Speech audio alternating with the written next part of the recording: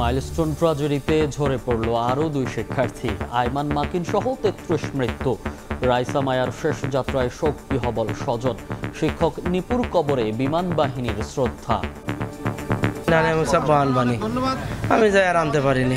বাবা মার বুক খালি হইলো, তাদের কি জবাব দেবে? সিঙ্গাপুরের 9 জন, তারা ডক্টর সহ নার্সিং স্টাফ রয়েছেন, ওনারা 9 জন, আর 5 জন চাইনিজ টিমের সদস্য আসছেন। ক্রিটিক্যাল পেশেন্ট আছে 5 জন, সিভিআর পেশেন্ট আছে 10 জন, আর ইন্টারমিডিয়েট গ্রুপে আছে 25 জন।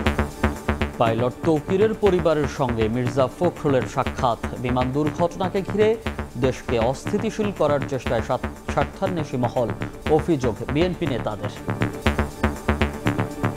নির্বাচিত প্রতিনিধি দ্বারা সরকার গঠিত না হওয়া পর্যন্ত যত বিলম্ব হবে তত নানা ধরনের জটিলতা দেখা দেবে। কতিপয় স্বার্থান্বেষী মহল নৈরাজ্যকর পরিস্থিতির দিকে দেশকে ঠেলে দেওয়ার অপচেষ্টা, এটা ষড়যন্ত্রের অংশ।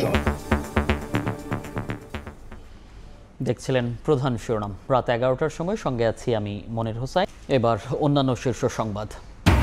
এনসিপির রাজনীতি করতে আগ্রহীদের ভয় দেখানো হচ্ছে, সহায়তা করছে প্রশাসনও। অভিযোগ হাসনাতের। শেখ হাসিনার চাপিয়ে দেওয়া ফিটনেসবিহীন দেশ মেরামতের ঘোষণা নাহিদের।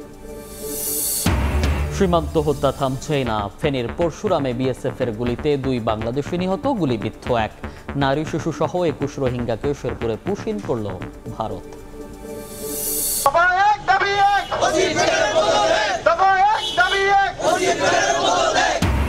মোহাম্মদপুরে ছিনতাইয়ের পর পুলিশের ভূমিকা নিয়ে প্রশ্ন। ওসির অপসারণ দাবিতে বিক্ষোভ। 4 সদস্যকে প্রত্যাহার। মোবাইল ফোন উদ্ধার, গ্রেফতার 3। সাবেক এমপিদের বিলাসবহুল গাড়ির নিলামে মেলেনি আশানুরূপ সাড়া। এবার সরাসরি বিক্রির পরিকল্পনা এনবিআরের। ভালো দাম না পেলে বিকল্প ব্যবহারের চিন্তা। মাইলস্টোন ট্র্যাজেডিতে ঝরে পড়ল আরও 2 শিক্ষার্থীর প্রাণ। স্বাস্থ্য মন্ত্রণালয়ের তথ্য মতে এই পর্যন্ত মারা গেছেন 33 জন। এখনও 5 জনের অবস্থা সংকটাপন্ন বলে জানিয়েছেন স্বাস্থ্য অধিদপ্তরের মহাপরিচালক। আর জাতীয় বার্ন ইনস্টিটিউটের পরিচালক বলেছেন, আহতদের চিকিৎসায় কাজ করছেন বিদেশি চিকিৎসকরাও। এই গাড়িতে করেই নিয়ে যাওয়া হলো ঝরে যাওয়া ফুল শিশু আয়মানের মরদেহ। মাত্র 10 বছরে নিভে গেল জীবন প্রদীপ। চিকিৎসকদের সব চেষ্টা ব্যর্থ করে দিয়ে শুক্রবার সকালে মারা যায় 4র্থ শ্রেণীর ছাত্রী। জাতীয় বার্ন ইনস্টিটিউটের পরিচালক জানান, বৃহস্পতিবার রাত থেকেই আয়মানের শারীরিক পরিস্থিতির অবনতি হতে থাকে। তবে স্বজনদের অবুঝ মনের প্রশ্ন, 4 দিন আগেও কথা বলা শিশুটা কিভাবে মারা গেল? আপনারা সবাই তার জন্য দোয়া করবেন। 3-4 দিন সাক্ষাৎকার দিয়ে সেই বাচ্চা আজকে কিভাবে মারা যায়। 100% অগ্নিদগ্ধ মানুষটাও যে আসে, অন্তত প্রথম দিন একেবারে স্বাভাবিক মানুষের মতো কথা বলে। 24 আওয়ার্সের পর থেকে ডিটোরিয়েশনটা শুরু হয় এবং 4th ডে অনওয়ার্ড এই বাচ্চাগুলো বা অগ্নিদগ্ধ যে কোনো রোগী খারাপ হতে থাকে। এর ঘণ্টা 2 পরেই আয়মানের মতো চিকিৎসকদের সব চেষ্টা ব্যর্থ করে না ফেরার দেশে চলে যায় মাত্র 13 বছর বয়সী আব্দুল মুসাব্বির মাকিন। ছোট্ট শরীরটির 70% পুড়ে যাওয়া অংশ নিয়ে তার জীবন রক্ষার যুদ্ধে হার মানেন চিকিৎসকরা। রোগী এই মুহূর্তে ভর্তি আছে 40 জন।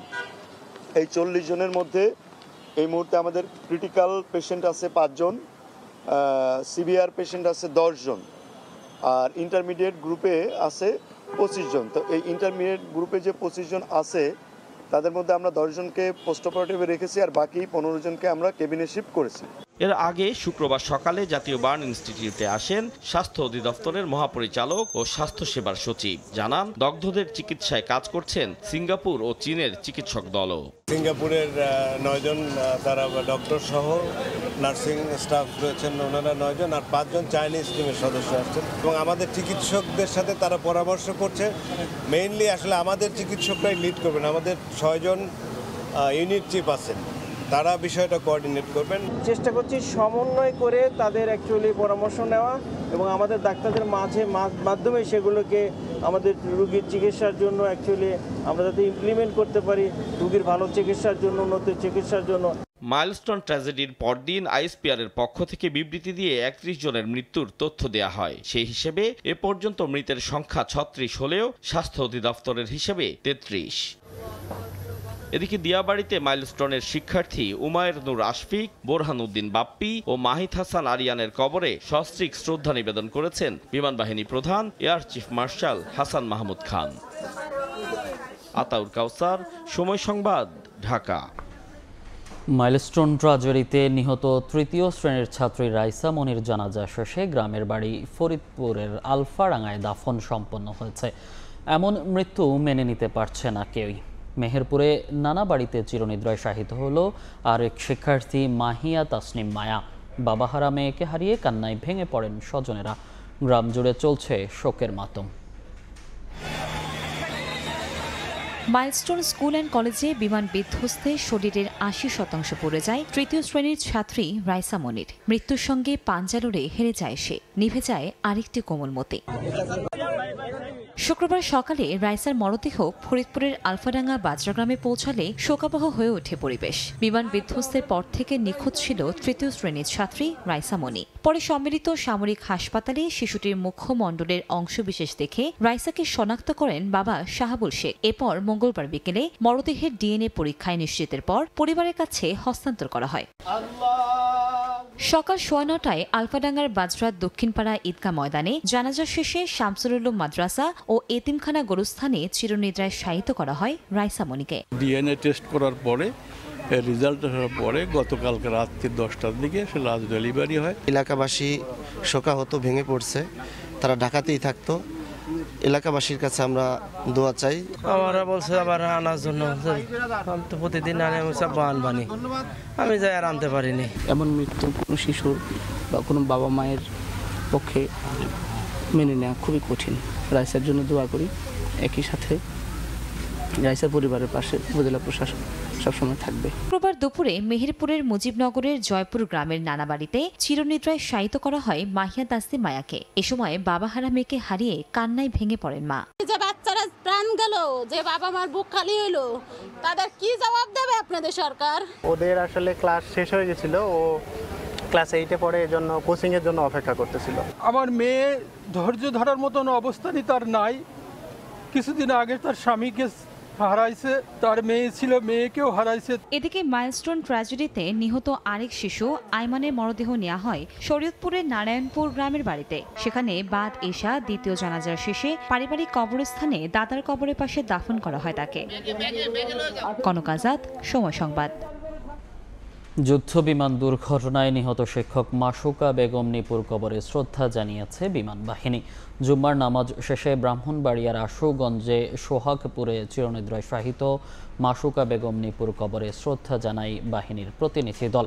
এ সময় মাসুকা বেগমের পরিবারের পাশে থাকার প্রতিশ্রুতি দেয় বিমান বাহিনী।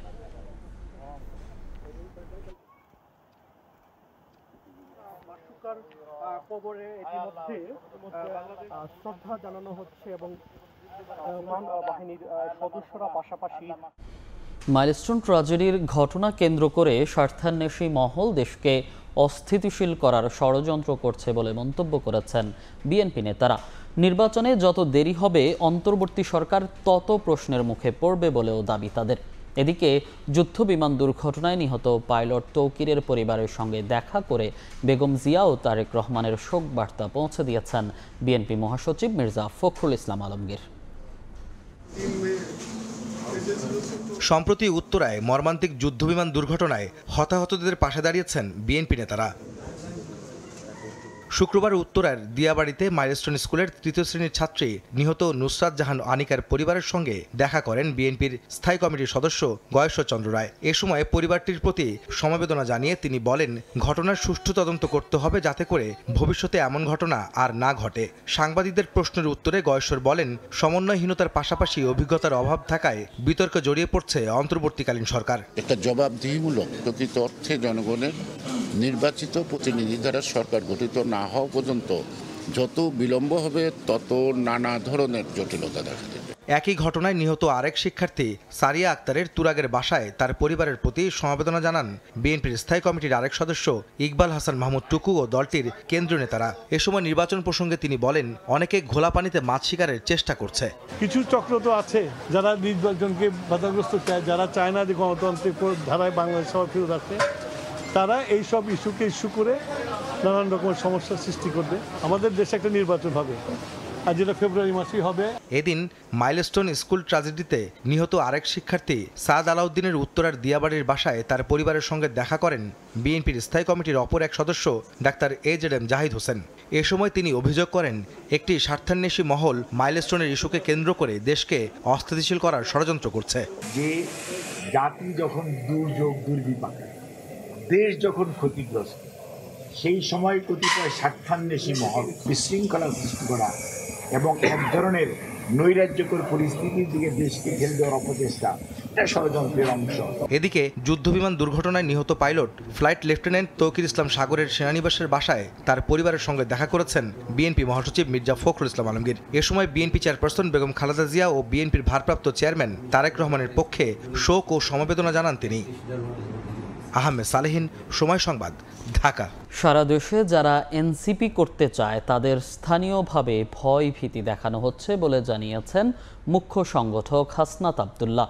এতে প্রশাসন সহায়তা করছে বলে অভিযোগ তার। দলটির আহ্বায়ক নাহিদ ইসলাম বলেছেন, শেখ হাসিনার চাপিয়ে দিয়ে যাওয়া ফিটনেসবিহীন রাষ্ট্র সংস্কারে কাজ করছে জাতীয় নাগরিক পার্টি। সুনামগঞ্জে জুলাই পদযাত্রা শেষে পথসভায় বক্তারা বক্তব্য রাখেন। জন আকাঙ্ক্ষা জানতে এনসিপির দেশ গড়তে জুলাই পদযাত্রা হবিগঞ্জের পর পৌঁছায় সুনামগঞ্জে। এ সময় দলের শীর্ষ নেতাদের পেয়ে উচ্ছ্বাস প্রকাশ করেন নেতাকর্মীরা। সুনামগঞ্জ কেন্দ্রীয় মসজিদ থেকে পদযাত্রা বের হয়ে বিভিন্ন সড়ক ঘুরে আলফা স্কোয়ারে গিয়ে শেষ হয়। সেখানে পথসভা অনুষ্ঠিত হয়। এ সময় এনসিপির মুখ্য সংগঠক হাসনাত আব্দুল্লাহ বলেন, যারা এনসিপি করতে চায় তাদের স্থানীয়ভাবে ভয়ভীতি দেখানো হচ্ছে। যারা এনসিপি করতে চায় তাদেরকে স্থানীয়ভাবে ভয়ভীতি দেখানো হয়। প্রশাসনের মধ্যে একটা অংশ রয়েছে যারা চায় নিরপেক্ষ প্রশাসন গড়ে উঠুক, কিন্তু একটা প্রশাসন রয়েছে তারা সবসময় প্রশাসনকে তারা বিতর্কিত ভূমিকায় অবতীর্ণ করে। বাকশাল কায়েমের রাজনীতি বন্ধে সবাইকে সচেষ্ট থাকার আহ্বান জানান দলের আহ্বায়ক নাহিদ ইসলাম। আর বালিশকান্ডের বাংলাদেশ জনগণ আর দেখতে চায় না বলে মন্তব্য করেন সদস্য সচিব আখতার হোসেন। বালিশকান্ডের বাংলাদেশ আমরা আর দেখতে চাই না। এই নতুন বাংলাদেশ করতে হলে ধর্ম বর্ণ বাংলাদেশের সকল মানুষকে বিভাজন ভুলে গিয়ে এক সম্প্রীতির মধ্যপন্থী রাজনীতি আমাদের প্রতিষ্ঠা করতে হবে।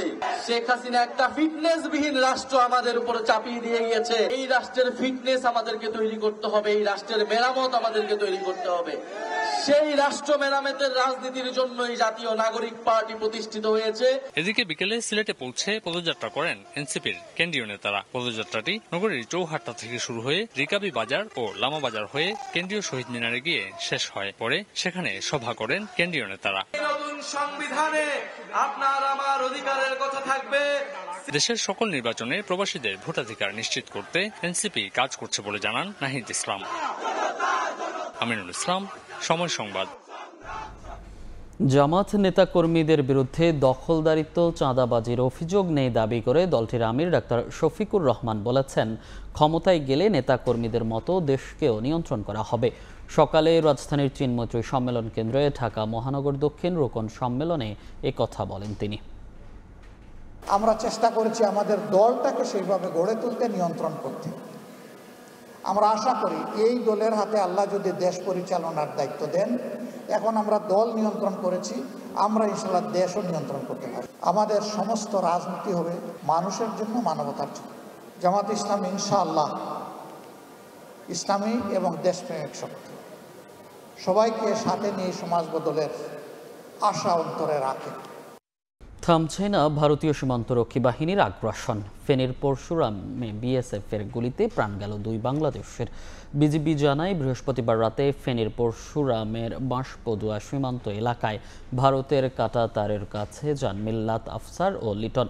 এ সময় তাদের লক্ষ্য করে গুলি ছোড়ে বিএসএফ সদস্যরা। এতে গুলিবিদ্ধ হয়ে ঘটনাস্থলেই মারা যান লিটন। আহত অবস্থায় মিল্লাত ও আফসারকে উদ্ধার করে হাসপাতালে ভর্তি করেন স্থানীয়রা। সেখানে চিকিৎসাধীন অবস্থায় মিল্লাতের মৃত্যু হয়। এদিকে শেরপুরের নালিতাবাড়ির সীমান্ত গেট দিয়ে নারী ও শিশুসহ 21 জনকে বাংলাদেশে পুশ ইন করে বিএসএফ।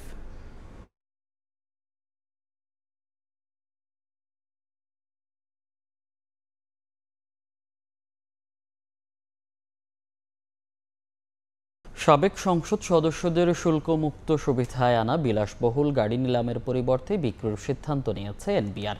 দুপুরে চট্টগ্রাম কাস্টম হাউসে ব্যবহারকারীদের সঙ্গে বৈঠক শেষে একথা জানান এনবিআর চেয়ারম্যান আব্দুর রহমান খান। তিনি জানান, গাড়িগুলো নিলামে তুলে আশানুরূপ ফল পাওয়া যায়নি। উপযুক্ত দাম না পেলে গাড়িগুলোর ভালো ব্যবহার নিশ্চিতে সরকারের উচ্চ পর্যায়ের সঙ্গে আলোচনা করে সিদ্ধান্ত নেওয়া হবে। এনবিআর চেয়ারম্যান আরও জানান, কাস্টম ম্যানেজমেন্টের জন্য তৈরি করা হচ্ছে নতুন সফটওয়্যার। যারা রাজস্ব ফাঁকি দেবে তাদের ছাড় দেয়া হবে না। বর্ষাকালে কিছুটা কম থাকলেও বছরের বাকি সময় ঢাকার বাতাসে বায়ু দূষণের মাত্রা থাকে অতিরিক্ত। প্রতি বছরই বাড়ছে তীব্রতা। বৈশ্বিক ও সরকারি পর্যায়ে দূষণ নিয়ন্ত্রণে নানা উদ্যোগ থাকলেও বাস্তবে কার্যকারিতা নেই বললেই চলে। বিশেষজ্ঞরা বলছেন, বায়ু দূষণের প্রধান উৎস নিয়ন্ত্রণ না করলে আগামীতে স্বাস্থ্য ও পরিবেশ দুই দিক থেকেই দিতে হবে চরম মূল্য। যানবাহনের ধোঁয়া, ধুলাবালি, ইটভাটা এবং চলমান উন্নয়ন প্রকল্প নানামুখী উৎসে প্রতিদিনই রাজধানীর বাতাসে বাড়ছে দূষণ। ঢাকার গত 9 বছরের বায়ুমান সূচকের তথ্য বিশ্লেষণ করে বায়ুমণ্ডলীয় দূষণ অধ্যয়ন কেন্দ্র ক্যাপস বলছে, 2022 ও 23 সালের তুলনায় 2024 সালে দূষণ ছড়িয়েছে ভয়াবহ মাত্রায়। সর্বোচ্চ বায়ুমান সূচক ছিল 179। সমগ্র পৃথিবীর টোটাল লোনের বা অনুদানের 1/4 বাংলাদেশে জন্য গত 10 বছরে খরচ করা হয়েছে, কিন্তু এটির কার্যকর কোনো ফলাফল আমরা এখনো পর্যন্ত দৃশ্যমান হয়নি। আবহাওয়াবিদরা বলছেন, বর্ষাকালে বাতাসে আর্দ্রতা বেশি থাকায় সাময়িকভাবে দূষণ কমলেও বছরের অন্য সময় তা থাকে অতি ঝুঁকিপূর্ণ মাত্রায়। এই সময় বাতাসের আর্দ্রতার পরিমাণ কম থাকে, বৃষ্টিপাত কম থাকে, ফলে দেখা যায় যে সাস্টেইন অবস্থায় এরা বাতাসে ভাসমান অবস্থায় বিভিন্ন উপাদানগুলো থাকে, ফলে দেখা যায় যে বাতাসের যে মানটা এটা অনেকটাই স্বাস্থ্যের পক্ষে অনুকূল থাকে।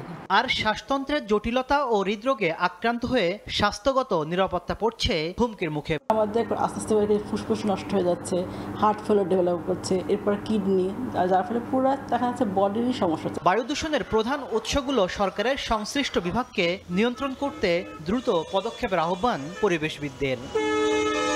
তাসলিম তৌহিদ, সময় সংবাদ, ঢাকা। এতক্ষণ দেখছিলেন দেশ বিদেশের খবর।